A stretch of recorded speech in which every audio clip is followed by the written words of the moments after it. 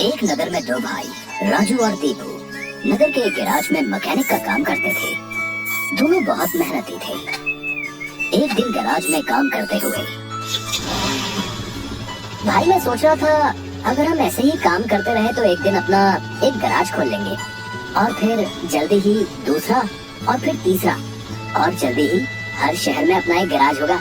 ये कहने के बाद दोनों राजू और दीपू अपना काम बंद करके मुस्कुराते हुए ऊपर की ओर देखते हुए अपने ख्यालों में खो जाते हैं।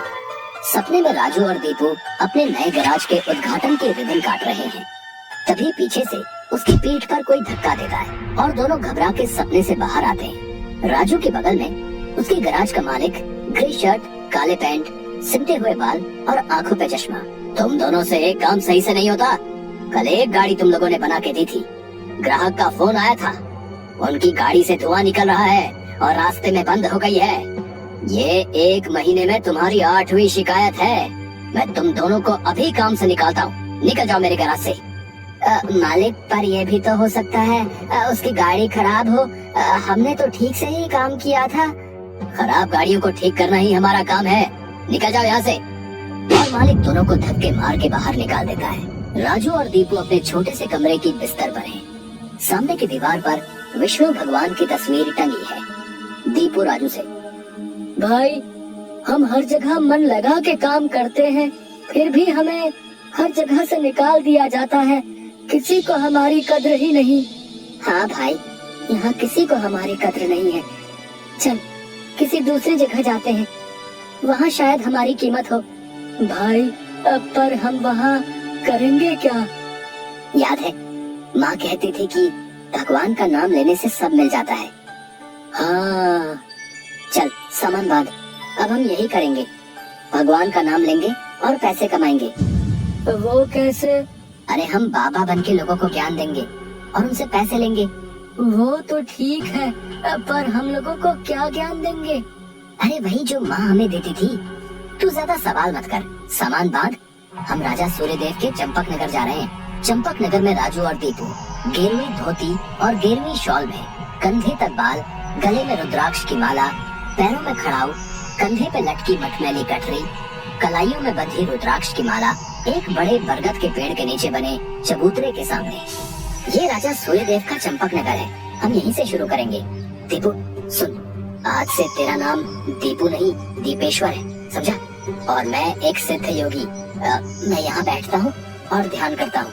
तू नगर में जाके ये खबर फैला कि एक सिद्ध योगी आए हैं जो हर समस्या का हल देते हैं। ठीक है, अब मैं जाता हूँ।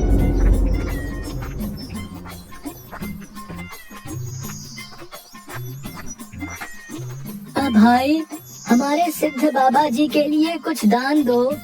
ये कौन से बाबा हैं और कहाँ हैं? बड़े सिद्ध बाबा हैं, उनके पास हर समस्या का हल है। नगर के बाहर जो बड़ा बरगद का पेड़ है ना, वहाँ ठहरे हुए हैं। अगर तुम्हें कोई समस्या हो तो उनसे जाके मिल लो, वो तुम्हें हल जरूर बताएंगे। पर हाँ, दान के लिए कुछ लेकर जरूर आना। हाँ हाँ, मैं जरूर आऊंगा। औरों को भी बता दो, पूरे नगर का भला हो जाएगा। जरूर बाबा जी, जरूर। राजू पेड़ के नीचे ध्यान में बैठा हुआ है और दीपू थैले में सामान लेके उसके पास जाता है। मैंने नगर में खबर फैला दी है, जल्दी ही लोग यहाँ आते होंगे। तुम तैयार रहो। मैं तो कब से तैयार हूँ, देखते हैं क्या होता है। राजू फिर से ध्यान में बैठ जाता है। तभी नगर के लोग वहाँ आने लगते हैं और हाथ जोड़ के नीचे बैठे हैं। बाबा, हमारा काम नहीं चल रहा, कृपा करें। आप जो भी दान के लिए लाए हैं बाबा के चरणों में रखें और बाबा से गुरु मंत्र लें। दुकानदार राजू के पास पैसे रखता है और हाथ जोड़कर खड़ा हो जाता है। राजू इशारे से दुकानदार को अपने पास बुलाता है और उसके कान में कहता है, श्री राम, हर बिक्री के समय मन में ये नाम का जाप करो, बिक्री बढ़ जाएगी। याद रहे, अपना ये मंत्र किसी को नहीं बताना, अपनी पत्नी को भी नहीं।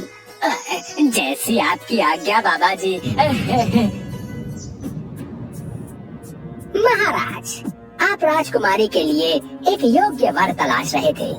हमारे गांव में एक सिद्ध योगी आए हैं जो तेजवान हैं और राजकुमारी के लिए एकदम श्रेष्ठ हैं। गुरुदेव, मुझे आपके चयन पर पूरा विश्वास है। अगर आपने चुना है तो वो राजकुमारी के लिए अवश्य ही उत्तम होगा। सोने जवाहरात और अनेक उपहार लाओ।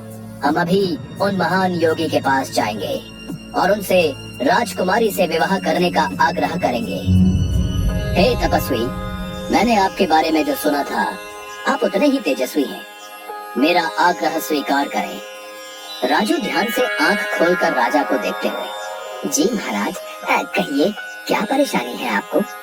मेरी इच्छा है कि आप मेरी पुत्री से विवाह करें और ये उपहार स्वीकार करें। राजू काफी देर तक उपहार में लाए सोने चांदी और अनेक वस्त्र और उपहारों को देखता है, फिर राजा की ओर मुड़ता है।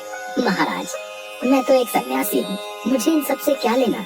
मुझे क्षमा करें, मैं आपकी बात नहीं मान सकता। दीपू चौंकते हुए राजू को देखता है। मैंने जो सुना था, आप उससे भी महान हैं। मुझे क्षमा करें यदि मैंने आपका अनादर किया हो। आप जब तक यहाँ हैं, मैं कोशिश करूँगा आपको कोई दिक्कत ना हो। और राजा सूर्यदेव को प्रणाम करके वापस चले जाते हैं। अरे राजू, ये क्या कर दिया तुमने? इतना अच्छा मौका हाथ से जाने दिया। अरे राज करते हम लोग। राज, तुम्हें ये क्या हो गया है? मैं यही सोच रहा था, लेकिन फिर मैंने सोचा कि इतने दिनों से ईश्वर का नाम लेते लेते इतना तो समझ आ गया है कि ईश्वर के नाम अमृत में ऐसा क्या है जो मीरा सारा राजसी ठाट छोड़कर वैरागन बन गई। क्यों प्रहलाद ने अपने पिता की इतनी यातनाएं सही? मुझे भी राम नाम का धन मिल गया है, जिसके आगे इस दुनिया का सारा धन फीका है। मुझे ये सब नहीं पता।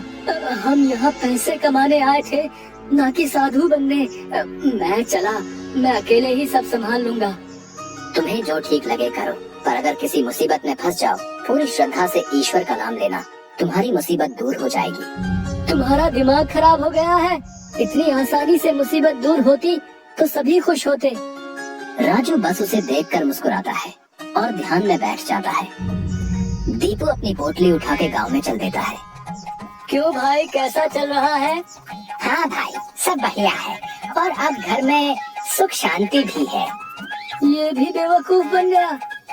राजू है तो चालाक। उसने ऐसी युक्ति की कि कोई उस पर सवाल नहीं उठा सकता। कुछ राशन दान करो। जरूर। दुकानदार राजू के थैले में चावल डालने जाता है। तभी दीपू, ये क्या दे रहे हो? इतनी मिठाइयाँ और मेवे तुम्हारी दुकान में है और तुम ये कच्चे चावल दे रहे हो? इनमें से कुछ दो। पर बाबा तो ये सब नहीं कहते। तुम्हें क्या करना है? जितना कह रहा हूँ वो करो। दीपू आगे जाता है और जोहरी की दुकान में दुकानदार से, और भाई जोहरी, कैसी चल रही है दुकानदारी? बाबा की कृपा से सब बढ़िया चल रहा है। कहिए क्या सेवा करूं? बाबा के लिए कुछ दान दो। इससे पहले कि इन्हें मेरी असलियत पता चले, इनसे तगड़ा दान लेके गांव से गायब हो जाऊंगा। फिर ये लोग राजू के पीछे पड़ेंगे तो उसे समझ आएगा। बाबा के लिए कुछ दान दो। जोहरी पैसे निकाल कर देने लगता है। अरे ये क्या भीख दे रहे हो? बाबा की कृपा से तुम्हारी दुकान चल रही है।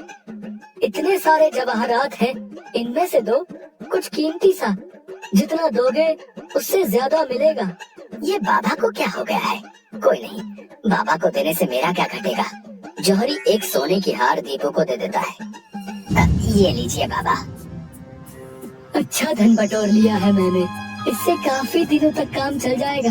बड़ी भूख लग गई है, कुछ मिठाइयाँ खा लो। दीपू एक पेड़ के नीचे बैठ के मिठाइयाँ खाने लगता है। तभी वहाँ 4 डाकू, चेहरे पे नकाब, काले कपड़े और हाथ में छुरी लेकर आ जाते हैं। जो कुछ भी है वो हमें दे दो, नहीं तो हम तुम्हें मार डालेंगे।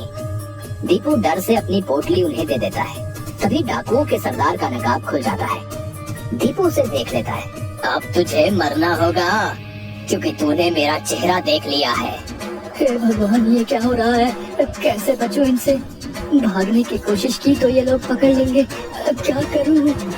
तभी उसे राजू की बात याद आती है। अगर किसी मुसीबत में फंस जाओ, पूरी श्रद्धा से ईश्वर का नाम लेना, तुम्हारी मुसीबत दूर हो जाएगी। दीपू आंखें बंद कर घुटने पर बैठकर, हे नारायण मेरी रक्षा करो, हे नारायण मेरी रक्षा करो। डाकू का सरदार दीपू को उठाकर, सुन, राजा के सिपाही हमारी ओर आ रहे हैं, इसलिए तुझे छोड़ रहे हैं। अगर तूने किसी को हमारे बारे में बताने की कोशिश की तो तुझे जिंदा नहीं छोड़ेंगे। ये ले अपनी पोटली। डाकू भाग जाते हैं। दीपू सामने से सिपाहियों को आते देख मन में, हे नारायण, मुझसे भूल हुई जो मैं राजू की बात को समझ नहीं पाया। मैं राजू के पास वापस जा रहा हूँ और उसके साथ रहकर आपके ध्यान में अपना जीवन बिताऊंगा। मुझे माफ कर दो राजू, मैं ईश्वर के नाम की महिमा को नहीं समझ पाया, पर अब मैं समझ गया हूँ और तुम्हारे साथ ईश्वर के नाम का धन कमाना चाहता हूँ। राजू दीपू को गले से लगाता है